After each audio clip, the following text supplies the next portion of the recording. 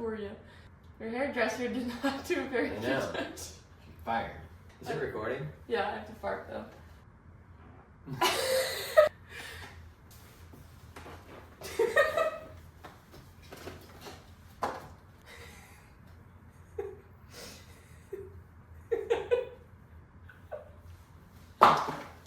What? Why are you laughing? Hello. Hello. I'm Darren. I'm Izzy. This is my daughter. This is my father. And welcome to DIZZ. I can really see your face. You're not getting it behind your ears. I know. I think first and foremost, we talk about the wardrobe first. There's some scenery changes. New background. New hairstyle. New chairs. Just a new setup. We thought this would bring some more views. So we were over at our original spot with our chairs. Over there. And Dad's like, I don't really like the glare on the gladiator side. And I'm like, well, I don't really know what to tell you. It's been there the last two videos. And he said, well, maybe just angle it a little bit. And I'm like, okay. So I tried angling it. And then he goes, ooh, what if we go over there with all the superheroes? And I was like, okay. We moved all the shit over here, brought Batman, the perv, brought the chairs, the table. And then we sat down and got ready to record, and Dad goes, we should get something out of the costume and wear that. I said, She's like, yes! Dad's like, that's what I'm talking about! Yeah. So we ended up with Richard Simmons and... Scarlett Johansson. Yes. Yes. Love the outfit. So I guess this podcast is taking a turn into the more serious side of Edward and I. Mostly me, I guess. School is getting ready to start. John starts the 4th grade. It's a big deal. Less than a week away. Grade 4. He's supposed to be in 5th grade. He is. However, he has a summer birthday. A very late summer, like late July birthday. Yes. And so it came down to, do we start him in school and he would be one of the youngest in his grade, or do we hold him back and he'll be one of the oldest in the grades? And him being a boy, the decision was, we'll hold him back. He'll do 2 years of kindergarten. He'll be one of the oldest in his grade. I mean, I have a February birthday, but I feel that a lot of my friends have an earlier birthday, so I didn't get my license until, it was the year of COVID, but I got my license. Like your junior year? Yeah, like the summer going into my junior year. Yeah. I'm sure some people are already back to school. Yeah, Billy Brownsbury started, Pike has started. A lot of colleges are also getting ready, well, I guess not really, they still have a month left. But I guess everyone's just getting ready to move back to campus. I'm sure people are getting their glue sticks. What else did I get? That you were like, you don't need that? Basically everything that you bought, glue sticks, tape, markers, colored pencils, Crayons. Yeah, crayons, post-it notes. School shopping is fun. School shopping is my favorite thing to do. Or school supply shopping. Or just school shopping in general. I think just school shopping in general. I feel like you could categorize it into a bunch of different things. Because you could go school supply shopping, you could go school clothes shopping, you could go school shoe shopping, you could go dorm shopping, apartment shopping. Yes. Mm-hmm. A bunch of other things. So that way I'm holding up 10 fingers. I am not returning to campus this semester. I go to Butler and I'm studying pharmacy. Because I am on medical leave until the spring. I guess this all kind of dates back to my freshman year in college. I don't know if a lot of people I don't know if this is a common thing, but you take a bunch of tests before you enter your freshman year of college just to see what classes you would get placed in for prerequisites. Right. And since I was in pharmacy, one of the prerequisites was chemistry and math. And luckily, my senior year of high school, I took a dual credit calculus class, so I didn't have to take any math class. But then chemistry, I had to take this test to see what chemistry course I would be placed in. And I got placed in advanced chemistry, which is different than just regular chemistry because it's 2 semesters of regular chemistry built into one. and instead of being 4 credit hours, it's 5 credit hours. Because it's advanced. Yeah. I guess there's like a lot of bad things with it, but basically the end of my first semester of college, I had like A's in all of my classes, but I got a C+ in chemistry. But since it was a 5-hour like course, like it just tanked my GPA. And ever since then, I have never been able to get my GPA up. I feel like you're adjusting in a lot of ways when you go into college, you know, your first year. There's a lot of freedom that comes Yeah. when you go from high school into college. Especially with Izzy, she graduated from a small town school. I think small town school going to like a D1 college, it's like, ho, look out!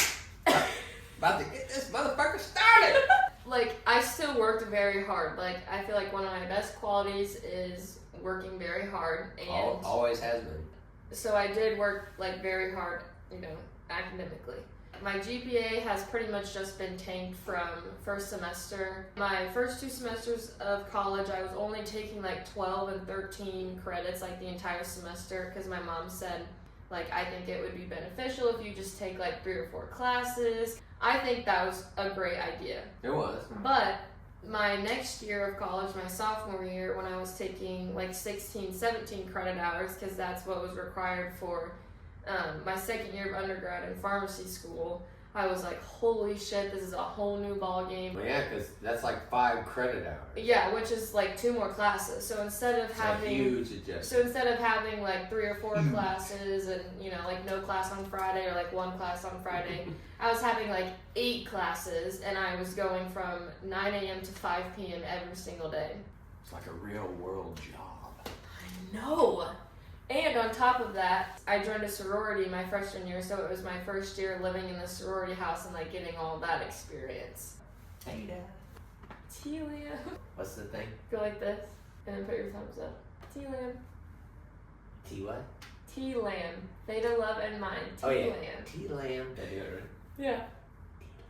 It was just a lot. Right, because if you think about it, like you take the prereq test, whatever, and you pass, and you're like, oh, cool, advanced chemistry, but like, is that really a good thing? Mm-mm. You know what I mean? I think looking back, I wish I would have just taken regular chemistry. Mhm. 1, because it would have helped my GPA, and 2, because I've learned, like, being in college, I'm a very slow learner, and that just went, like, extremely fast. Chemistry, like, it's not like you can see what you're talking about. Exactly. There's chemistry all around us. Let's study this or that, or how this is made. I had been working, I had an internship my senior year at a retail pharmacy where my mom lives. So I guess I had had like some pharmacy experience, like once I decided I wanted to do pharmacy, like I got that internship and then ended up working there the summer after that. So I was kind of like, yeah, you know, I could probably see myself doing this. Sophomore year of college rolls around, and the 2 biggest classes, I guess your PP2, which is pre-pharmacy second year, is organic chemistry and anatomy. And I had heard like all of the horror stories from organic chemistry. I ended up having to withdraw from organic chemistry because if not, then I was going to get an F on my transcript, and I didn't want that. And then I ended up failing anatomy. I had like a D or something. You did have your white coat ceremony. Well, yeah, but I didn't know if I was going to get in because I couldn't apply. But she did get a white coat. I did. But, you know, everyone was, like, getting excited because they were getting into the program. And I was like... Fuck this shit. Yeah, I wasn't able... Like, everyone was in OChem 2, and everyone would just talk about it all the time and blah, blah, blah. It just sucked. Last summer, I took organic chemistry in person. It was 5 days a week, 3 days lecture, 2-day lab. I ended up getting a C during, I guess, like, both semesters. Which was fine. Because a C equals pass. C equals continue. Yeah, because you know what you call a pharmacist who got all D's in school? Pharmacist. A pharmacist, that's right. I took OChem all summer, and I took anatomy all summer. That was just annoying. I wasn't able to have a job and like make money. I did some babysitting side gigs, you know, here and there. All Izzy did all summer was study. She would take naps and then study. I still got to continue on to anatomy too, but like basically going like as hard as I could one semester and then going straight into, like I had like a 4-day summer Like from the time I moved out to the time OChem started. So, you know, working hard all semester, going straight into working hard all summer, going straight into working hard all the next semester. And then not to mention thinking about, how am I going to pay for this? How am I going to pay for that? Right? Like, it's Friday, let's go out. Wait, I only have $2. I didn't work all summer. I was taking fucking school classes. Then first semester junior year, so this past year rolls around, and again it's like the whole 9 a.m. to 5 p.m. classes. We get to wear scrubs and like our white coats to class, blood pressure thing, like the whole shenanigans. And a cool white coat. I did. Maybe I can wear the white coat. No, you'll stretch it. Okay. That wasn't a fat joke, I'm just saying. No. Sit up straight so I don't look so chubby. But while all this has been happening, I've been talking to Izzy, you know, just calling her, seeing how things are going. You know, she would say, I'm doing the best I can, I'm really trying, this just sucks. I would pull an all-nighter to study for this exam, and now you're probably thinking, Izzy, well, why don't you just take the time to study a little bit every single day? Well, I was doing that. She was. I was working my ass off to get whatever grade that I possibly could. And you were going to office hours too. Yeah, and I had a tutor. It wasn't like she was just fucking around being like, yeah, let's do this, and then open up the book and hope osmosis that you absorb it. She was busting her ass. Then she'd take the test and tank that motherfucker. Now, this is dating, but like back when I was in college, the tests were paper and pencil, and like they give you this big packet, and you'd like look at the first question like, fucking A, I don't know that one. Damn, you just turn it in, and then you're like, well, shit, I'm gonna do C. C. I wish C. C is always the right answer. C. And then every now and then you're like, maybe B. This is a side note, but so the program that Butler uses, it's called Exemplify, and it's like all online. And thing that I hate the most about it is that like you can't go back and like check your answers. So if you're like, you can't? No. So if you're like, you know, if you're on question 2 and you're like bouncing back and forth between like A and D, and you're like, okay, like I'm gonna run out of time. I have 40 other questions and I have half an hour left. So you're like, whatever, A. So then, you know, you're taking your test, and then question 37 rolls around, and it's a similar question as question 4. And you're like, fuck, like, A is the right answer for this one and not that one. So then you are like, well, fuck, I already know that I missed one. Another thing that Butler does that I hate is after you take the exam, right after everyone finishes the exam, you get in like a group. There's like a group of 4 or 5 people, and you take the exam again just to like see how you did and to like talk with your answer. Like after you already took it? Yes. So I'd be like, fuck that shit, I failed that, I'm out! I don't want to talk about nothing. I don't want to talk about none of you motherfuckers. So imagine like going into the test, you're not feeling great, you take it, you're like, okay, like I maybe did alright, I know I didn't like get an A or a B, but like I think I got a C. And then you take it with 4 other people, and then after you leave, you're like, I don't even think I got 1 right. I didn't know they did that. No, yeah. So, why do they do that? I don't know, but I hate that. That's stupid. So then, like, that ruins my whole day. I had no idea they did that. So take the test. And I was in a group with a bunch of smart ass fuckers. Yes, probably. with a guy who had a bachelor's like of chemistry. He transferred in from you know wherever. And I had like the valedictorian of our pharmacy class. I had like the salutatorian of our pharmacy class, and then I had one other person who had like a bachelor's of science that was like. And you're like, hey. Yeah, and so they'd be like, so what does everyone think for this? They'd be like, A, and I'd be like, I put B. And they'd be like, oh, you stupid idiot. Really? B? she put B. Oh my god. And Izzy was probably like, fuck you, yeah, I put B. Maybe I'm right and you motherfuckers are wrong. And then I would like explain my reasoning behind it, and they'd be like, well, that's wrong. And I'm like, okay, explain it to me. You're like, catch me outside, how about that? Catch me outside, how about that? Motherfuckers. After every single exam, so if I had an exam on Monday and on Tuesday and on Thursday, like I would pretty much know how I did on that exam, like after we did the group retake. Did you get points for the group retake? Yeah, so you had to get 95% or better on the exam with your group to get 2 bonus points. And at first I was like, ooh, like, bonus points, like, let's go. No, it would raise my grade like 0.008%. I think actually one time it like made my grade go down more, and I was like, what the fuck? That's the stupidest thing I've ever heard. And I've heard a lot of shit because I'm old, and that's probably one of the most stupidest things. Just think about it, like all that anticipation, anxiety of studying, and then you take the test, and you don't feel good about it. You're like, fuck it, I just want to get out of here. But then, no, let's recap and share our answers.